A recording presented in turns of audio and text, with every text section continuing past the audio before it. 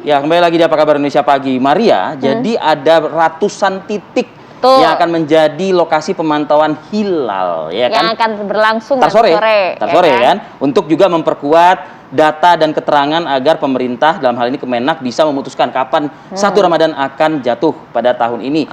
Ini salah satu titiknya adalah wilayah Tanjung Kodok di Lamongan, Jawa Timur. Dan juga kita nanti akan lihat juga bagaimanakah kondisinya di wilayah Jakarta, tepatnya di Cilincing, Jakarta Utara. Kalau gitu kita coba lihat dulu bagaimanakah persiapan pagi hari ini menjelang nanti sidang isbat sore hari di wilayah Lamongan, Jawa Timur. Ada Muhammad Mahrus di sana. Silahkan. Arif dan Maria, saat ini saya bisa mengabarkan di lokasi wisata Tanjung Kodok, Kabupaten Jawa Timur ini, Lamongan, Jawa Timur ini.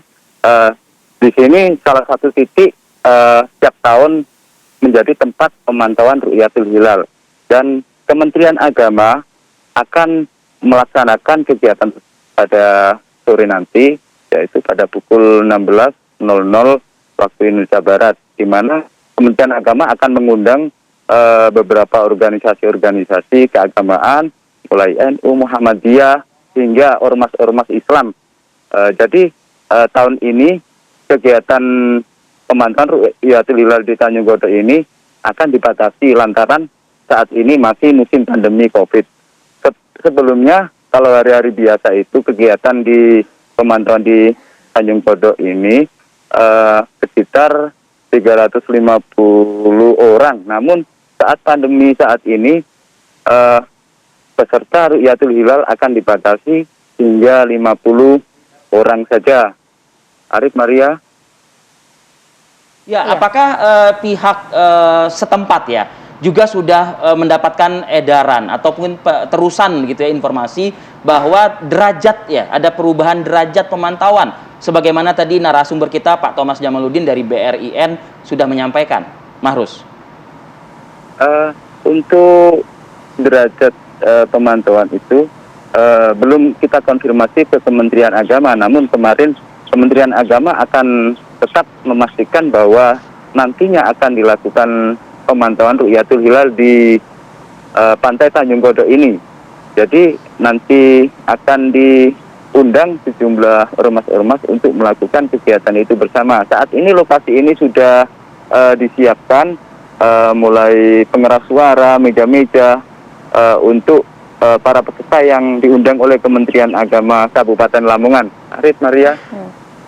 Ya, Marus, tapi bagaimanakah cuaca pagi hari ini? BMKG setempat bagaimana tuh? Untuk di sekitar lokasi pantai Tanjung Kodok ini cuacanya sangat cerah.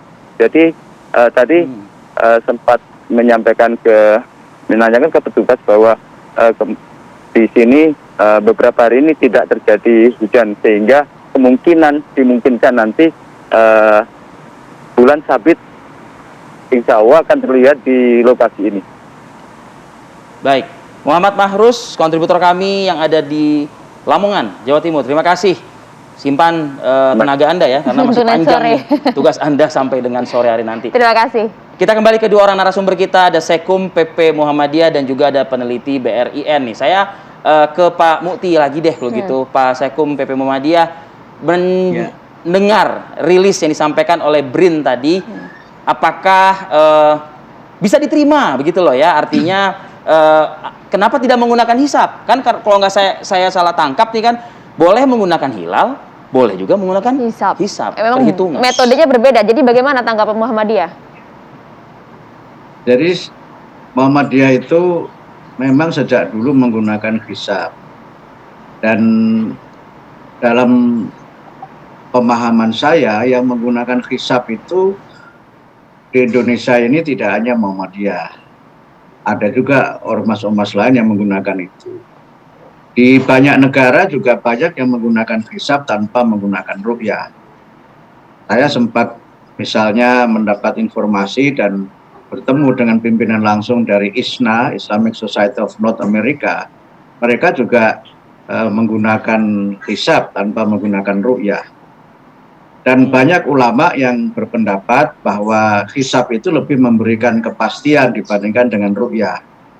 Saya pada ulama kontemporer misalnya bisa kita baca tulisannya Dr. Yusuf Kordowi yang mengatakan bahwa hisab itu lebih memberikan kepastian. Kemudian juga pada kalangan ulama klasik bisa kita baca Imam Al-Ghazali di dalam Ihya Ulumuddin juga menyebutkan bahwa hisab itu lebih memberikan kepastian dibandingkan dengan ruqyah. Sehingga karena itu kami berkeyakinan bahwa hisab itu adalah metode yang bisa menjadi dasar dan lebih bisa kami jadikan sebagai panduan karena lebih memiliki kepastian. Karena itu kalau toh misalnya berbeda dengan BRIN atau dengan Kementerian Agama sekalipun, ya tentu saja itu kami terima sebagai bagian dari sebuah ikhtilaf atau perbedaan pendapat. Yang perbedaan pendapat itu berasal dari persoalan ijtihad dan juga dalam masalah-masalah yang bersifat furu', bukan dalam masalah yang bersifat usul atau masalah pokok di dalam agama. Ini seperti halnya misalnya perbedaan rokaat dalam melaksanakan sholat tarawih itu kan sudah biasa, sudah sesuatu yang biasa. Dan karena itu maka yang penting kita bangun bersama-sama adalah bagaimana kita melakukan edukasi kepada masyarakat tentang bagaimana kita ini harus hidup rukun dan bertoleransi terhadap perbedaan. Kemudian yang kedua, membangun literasi mengapa terjadi perbedaan. Nah, mengapa ini juga penting dijelaskan ke publik sehingga orang itu tidak melihat perbedaan hanya dari sisi produknya, tapi juga bisa memahami dan bisa mempelajari sebab terjadinya perbedaan sehingga mengetahui bagaimana menyikapi perbedaan. Pak Muti, kita bahas lagi, kita lanjutkan lagi usai jeda. Saat lagi nanti kita juga minta komentar dari Pak Thomas ya, usai jeda Pak.